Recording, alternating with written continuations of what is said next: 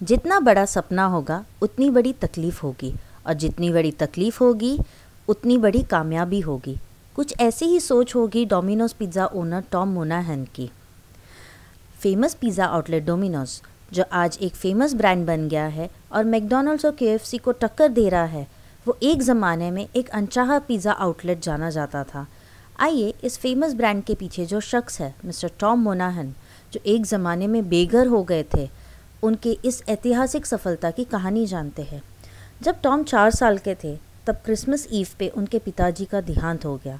Tom की माँ अकेले दोनों बच्चों की देखभाल नहीं कर पा रही थी, तो उन्होंने दोनों बच्चों को फॉस्टर होम भेज दिया। तब से लेकर कॉलेज तक उनकी ज़िंदगी मुश्किलों से भरी थी। उस बीच उन्होंने बहुत से छोटे मोटे काम किए, पर उनका सपना था एक बिजनेसमैन बनने का। फिर 1960 में टॉम और उनके भाई जेम्स ने बिज़नेस की दुनिया में अपना पहला कदम रखा। उन्होंने एक पिज़्ज़ा आउटलेट जिसका नाम डोमिनिक्स था, उसे $500 के डाउन पेमेंट पे खरीदा। दोनों भाइयों ने काम को बांट लिया, पर जेम्स को अपने जॉब सिक्योरिटी की चिंता होने लगी, तो उन्होंने टॉम से अपने पार्टनरशिप ख़त्म करके फुल टाइम पोस्टमैन बनने का निर्णय लिया। 8 महीने बाद उन्होंने अपना पिज़्ज़ा बिजनेस का शेयर्स टॉम को बेच दिया और उस शेयर्स के बदले जो पिज़्ज़ा डिलीवरी के लिए फोक्सवैगन बीटल कार रखी थी वो ले लिया। अब टॉम अकेले पड़ गए थे और दिन रात मेहनत करने के बाद भी स्टोर से कोई प्रॉफिट नहीं मिल पा रहा था।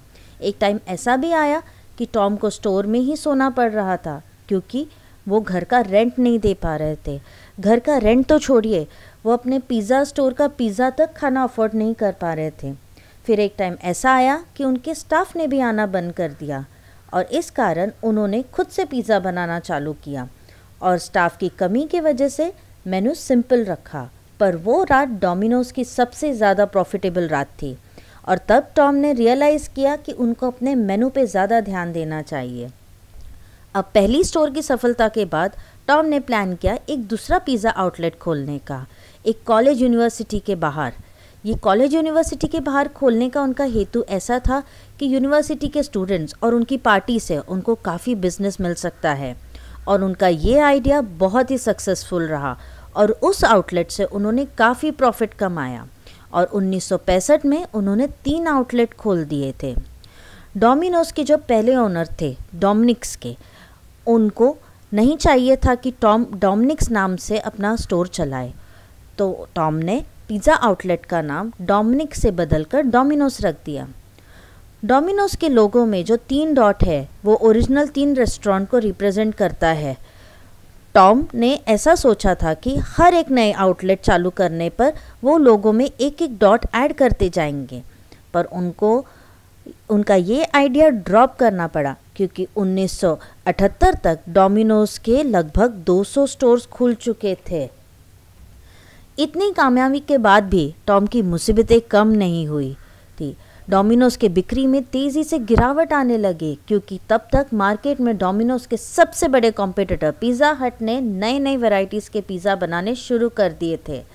अब टॉम को फिर से अपने पिज़्ज़ा की बिक्री बढ़ाने के लिए कुछ प्लान करना था और इस तरह से उन्होंने नया कॉन्सेप्ट प्लान किया 30 मिनट डिलीवरी का, जिसमें अगर पिज़्ज़ा ऑर्डर करने के 30 मिनट तक डिलीवर नहीं हुआ तो फ्री। उनका ये कॉन्सेप्ट काम कर गया और डोमिनोज के सेल्स फिर से बढ़ने लगे थे। ये तो थी टॉम के बिजनेस की बात, पर टॉम को उनकी वाइफ भी पिज़्ज़ा की वजह से ही मिली। एक बार जब टॉम खुद पिज़्ज़ा डिलीवरी करने गए थे, वहाँ ऑफिस रिसेप्शनिस्ट मार्जोरी से उनकी मुलाकात हुई और कुछ महीनों के डेटिंग के बाद उन्होंने 1962 में शादी कर ली।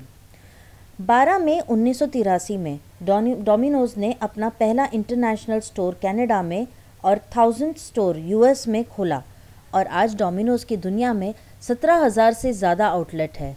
तो फ्रेंड्स, ये थी टॉम मोनाहन की इंस्पिरेशनल कहानी। आपको अगर हमारा ये वीडियो पसंद आया हो तो इसे लाइक कीजिए और ऐसी और इंटरेस्टिंग कहानी और फैक्ट्स के लिए हमारे चैनल को सब्सक्राइब कीजिए और कमेंट करके ज़रूर बताइए कि आपको ये कहानी कैसी लगी। धन्यवाद।